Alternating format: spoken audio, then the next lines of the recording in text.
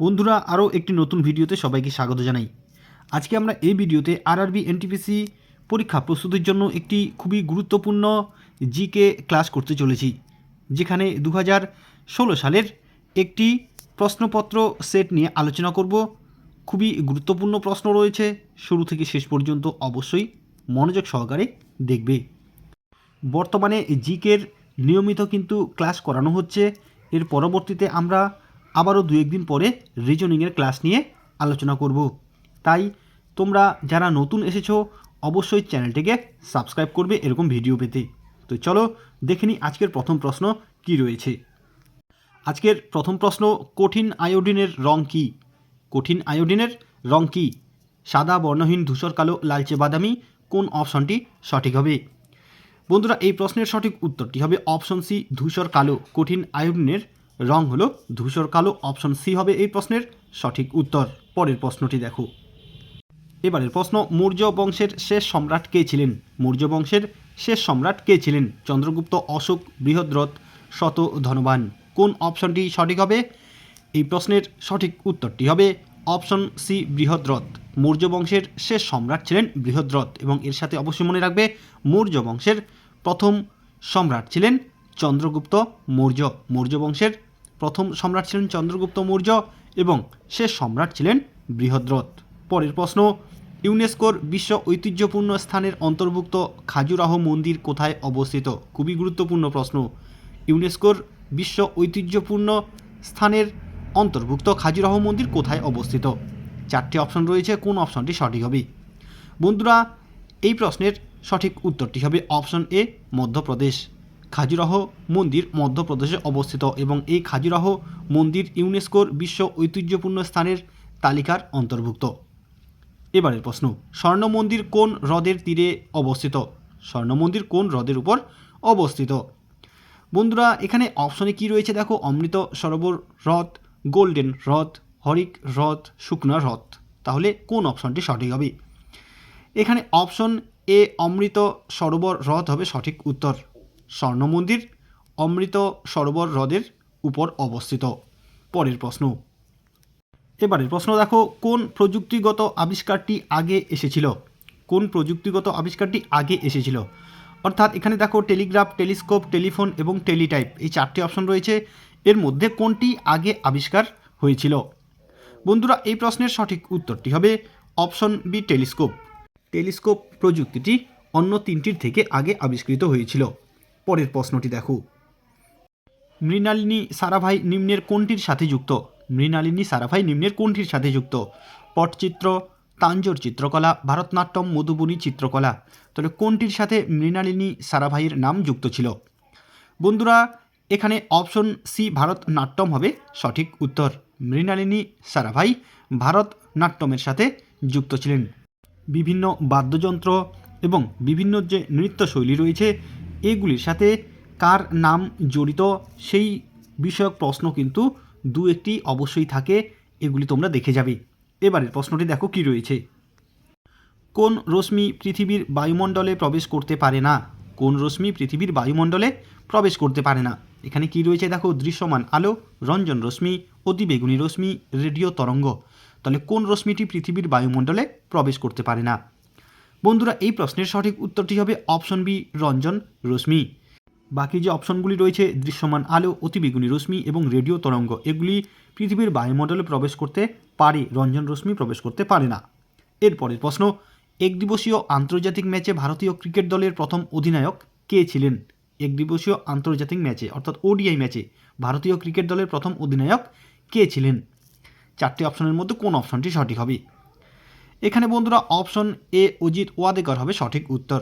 একদিবসীয় আন্তর্জাতিক ম্যাচে ভারতীয় ক্রিকেট দলের প্রথম অধিনায়ক ছিলেন অজিত ওয়াদেকর। অপশন এ হবে সঠিক উত্তর। নিচের কোনটি গ্রিন হাউস গ্যাস নয়? ভেরি ভেরি ইম্পর্টেন্ট প্রশ্ন। যে কোনো কম্পিটিটিভ এক্সামে এই প্রশ্নটি কিন্তু অবশ্যই থাকেই। তো দেখো, কোনটি গ্রিন হাউস গ্যাস নয়? Nitrous oxide, methane, sulphur, hexafluoride, copper dioxide. কোন অপশনটি সঠিক হবে? বন্ধুরা, এখানে option D, copper dioxide হবে সঠিক উত্তর। Copper dioxide green house gas নয়। বাকি যে অপশন রয়েছে, নাইট্রাস অক্সাইড, মিথেন এবং সালফার, হেক্সাফ্লুওরাইড, এগুলি গ্রিন হাউস গ্যাস। এবারের প্রশ্ন, কোন উৎসবের সময় জালিয়ানওয়ালাবাগ হত্যাকাণ্ডের ঘটনা ঘটেছিল? অপশনে রয়েছে বৈশাখী, গুরু নানক জন্মদিন, দীপাবলি, হোলি। তাহলে কোন অপশনটি সঠিক হবে? এই জালিয়ানওয়ালাবাগ সম্পর্কিত প্রশ্ন কিন্তু অবশ্যই খুবই গুরুত্বপূর্ণ। এখানে অপশন এ বৈশাখী উৎসব হবে সঠিক উত্তর। বৈশাখী উৎসবের সময় জালিয়ানওয়ালাবাগ হত্যাকাণ্ডের ঘটনা ঘটেছিল। এবং এই জালিয়ানওয়ালাবাগ হত্যাকাণ্ডের ঘটনা ঘটেছিল কবে? এই জালিয়ানওয়ালাবাগ হত্যাকাণ্ডের ঘটনা ঘটেছিল 1919 খ্রিস্টাব্দের 13ই এপ্রিল। এই সালটি দিয়ে কিন্তু প্রশ্ন থাকবেই, তাই এই সালটি তোমরা মনে রাখবে। এবারের প্রশ্ন, নিচের কোনটি কম্পিউটার ভাইরাস নয়? তাহলে কোনটি কম্পিউটার ভাইরাস নয়? এইডস, আন্না, করুনিকোভা, ব্রেইন, ডন। তাহলে কোন অপশনটি সঠিক হবে? কোনটি কম্পিউটার ভাইরাস নয়? বন্ধুরা, এই প্রশ্নের সঠিক উত্তরটি হবে অপশন ডি, ডন। ডন কম্পিউটার ভাইরাস নয়। বাকি যে অপশনগুলি রয়েছে দেখো, AIDS, আন্না, করুনিকোভা এবং ব্রেইন, এই তিনটি কম্পিউটার ভাইরাস। ডন কম্পিউটার ভাইরাস নয়। পরের প্রশ্ন, ভারতীয় প্রজাতন্ত্রের কোনো একটি ইউনিয়ন টেরিটরি বা কেন্দ্রশাসিত অঞ্চলের প্রশাসনিক প্রধান কে? খুবই গুরুত্বপূর্ণ একটি প্রশ্ন। ভারতীয় প্রজাতন্ত্রের কোনো একটি ইউনিয়ন টেরিটরি বা কেন্দ্রশাসিত অঞ্চলের প্রশাসনিক প্রধান কে? এখানে চারটি অপশন রয়েছে, কোন অপশনটি সঠিক হবে? বন্ধুরা, এখানে অপশন এ লেফটেন্যান্ট গভর্নর হবে সঠিক উত্তর। ভারতীয় প্রজাতন্ত্রের কোনো একটি ইউনিয়ন টেরিটরি বা কেন্দ্রশাসিত অঞ্চলের প্রশাসনিক প্রধান হলেন লেফটেন্যান্ট গভর্নর। অপশন এ হবে সঠিক উত্তর। জয়কওয়ারি সেচ প্রকল্পটি কোন নদীতে অবস্থিত? জয়কওয়ারি সেচ প্রকল্পটি কোন নদীতে অবস্থিত? গোদাবরী, নর্মদা, কৃষ্ণা, তাপ্তি। কোন অপশনটি সঠিক হবে? বন্ধুরা, এই প্রশ্নের সঠিক উত্তরটি হবে অপশন এ, গোদাবরী। জয়কওয়ারি সেচ প্রকল্পটি গোদাবরী নদীতে অবস্থিত। এরপরের প্রশ্ন, ভারতের বৃহত্তম হিমবাহ কোনটি? ভারতের বৃহত্তম হিমবাহ কোনটি?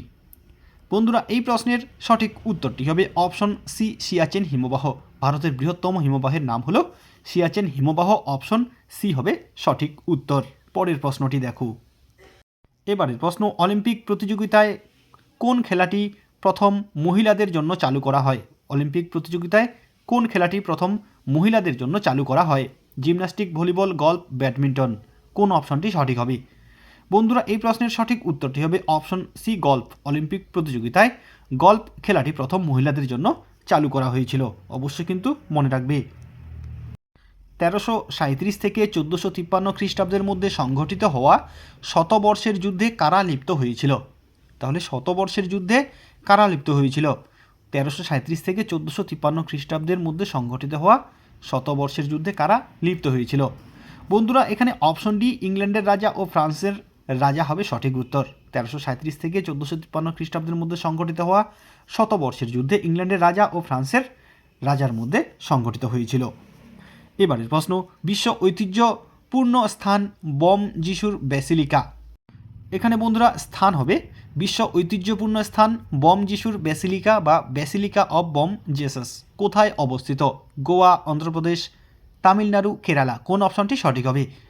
বন্ধুরা, এই প্রশ্নের সঠিক উত্তরটি হবে অপশনে গোয়া। বিশ্ব ঐতিহ্যপূর্ণ স্থান বম যিশুর ব্যাসিলিকা গোয়ায় অবস্থিত। পরের প্রশ্ন, নিম্নের কোনটি সমৃদ্ধ ক্যালসিয়ামের উৎস নয়? নিম্নের কোনটি সমৃদ্ধ ক্যালসিয়ামের উৎস নয়? পনির, সবুজ শাকসবজি, ডুমুর, গাজর। কোন অপশনটি সঠিক হবে? তাহলে কোনটি ক্যালসিয়ামের উৎস নয়? এই প্রশ্নের সঠিক উত্তরটি হবে অপশন ডি, গাজর। পনির, সবুজ শাকসবজি এবং ডুমুর এগুলি ক্যালসিয়ামের উৎস। গাজর কিন্তু ক্যালসিয়ামের উৎস নয়। তাই এই প্রশ্নের সঠিক উত্তরটি হবে অপশন ডি, গাজর। পরের প্রশ্ন দেখো। এবারের প্রশ্ন, ভারতীয়দের মধ্যে কে সর্বপ্রথম নোবেল পুরস্কার লাভ করেন? ভারতীয়দের মধ্যে কে সর্বপ্রথম নোবেল পুরস্কার লাভ করেন? বন্ধুরা, এই প্রশ্নের সঠিক উত্তরটি হবে অপশন এ, রবীন্দ্রনাথ ঠাকুর। 1913 খ্রিস্টাব্দে ভারতীয়দের মধ্যে সর্বপ্রথম নোবেল পুরস্কার লাভ করেছিলেন রবীন্দ্রনাথ ঠাকুর এবং গীতাঞ্জলি কাব্যগ্রন্থের জন্য রবীন্দ্রনাথ ঠাকুর এই নোবেল পুরস্কার লাভ করেছিলেন। পরের প্রশ্ন দেখো।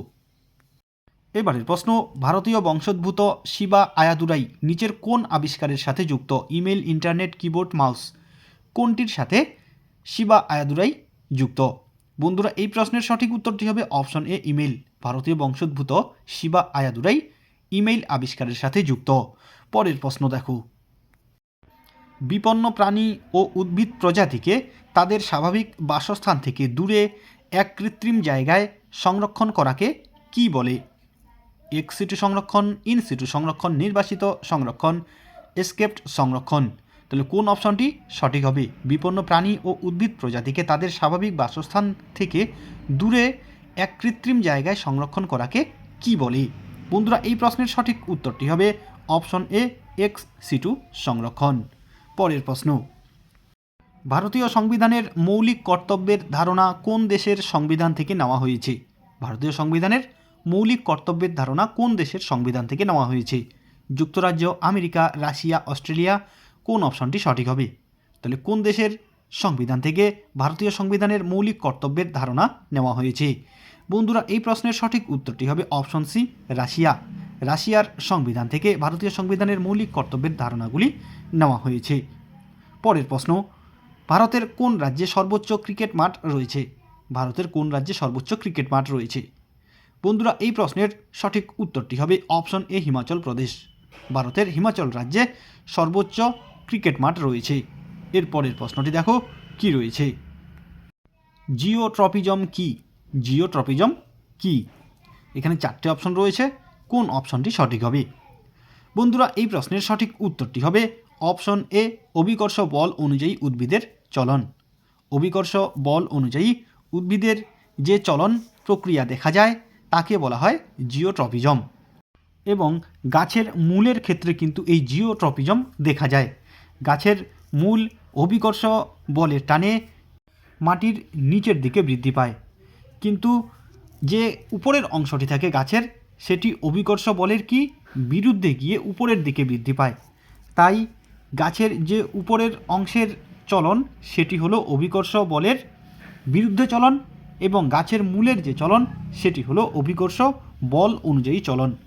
এবং এই গাছের মূলের চলন হলো জিওট্রপিজম, অর্থাৎ অভিকর্ষ বল অনুযায়ী চলন। পরের প্রশ্ন দেখো, 1831 খ্রিস্টাব্দে বৈদ্যুতিক জেনারেটর বা ডায়নামো কে আবিষ্কার করেন? 1831 খ্রিস্টাব্দে বৈদ্যুতিক জেনারেটর বা ডায়নামো কে আবিষ্কার করেন? বন্ধুরা, এই প্রশ্নের সঠিক উত্তরটি হবে অপশন সি, মাইকেল ফ্যারাডে। 1831 খ্রিস্টাব্দে বৈদ্যুতিক জেনারেটর বা ডায়নামো আবিষ্কার করেছিলেন মাইকেল ফ্যারাডে। বাতাসে পিতল বিবর্ণ হয় কোন গ্যাসের প্রভাবে? বাতাসে পিতল বিবর্ণ হয় কোন গ্যাসের প্রভাবে? Hydrogen sulphide, carbon die oxide, nitrogen, carbon monoxide. কোন অপশনটি সঠিক হবে? বন্ধুরা, এই প্রশ্নের সঠিক উত্তরটি হবে অপশন এ, হাইড্রোজেন সালফাইড। বাতাসে পিতল বিবর্ণ হয় হাইড্রোজেন সালফাইড গ্যাসের প্রভাবে। অপশন এ হবে সঠিক উত্তর। এবারের প্রশ্ন, ভারতের জাতীয় নীতিবাক্য সত্যমেব জয়তে কোন প্রাচীন ধর্মগ্রন্থ থেকে নেওয়া হয়েছে? ভেরি ভেরি ইম্পর্টেন্ট একটি প্রশ্ন। ভারতের জাতীয় নীতিবাক্য সত্যমেব জয়তে কোন প্রাচীন ধর্মগ্রন্থ থেকে নেওয়া হয়েছে? অপশনগুলি দেখো, ঋগ্বেদ, মুন্ডক উপনিষদ, ভগবদ্গীতা, মৎস্য পুরাণ। এই চারটে অপশনের মধ্যে কোন অপশনটি সঠিক হবে? ভারতের জাতীয় নীতিবাক্য সত্যমেব জয়তে কোন প্রাচীন ধর্মগ্রন্থ থেকে নেওয়া হয়েছে? বন্ধুরা, এই প্রশ্নের সঠিক উত্তরটি হবে অপশন বি, মুন্ডক উপনিষদ। সত্যমেব জয়তে এই নীতিবাক্যটি মুন্ডক উপনিষদ থেকে নেওয়া হয়েছে। তাহলে অপশন বি হবে এই প্রশ্নের সঠিক উত্তর। বন্ধুরা, আজকে আমরা এই ভিডিওতে 2016 সালে আসা আরআরবি এনটিপিসি পরীক্ষার একটি প্রশ্নপত্র নিয়ে আলোচনা করলাম, এবং এখানে খুবই গুরুত্বপূর্ণ কিছু প্রশ্ন রয়েছে। আশা করি ভিডিওটি তোমাদের উপকারে আসবে। যদি ভিডিওটি ভালো লাগে অবশ্যই লাইক, কমেন্ট ও শেয়ার করবে। আজকে এ পর্যন্তই, ধন্যবাদ।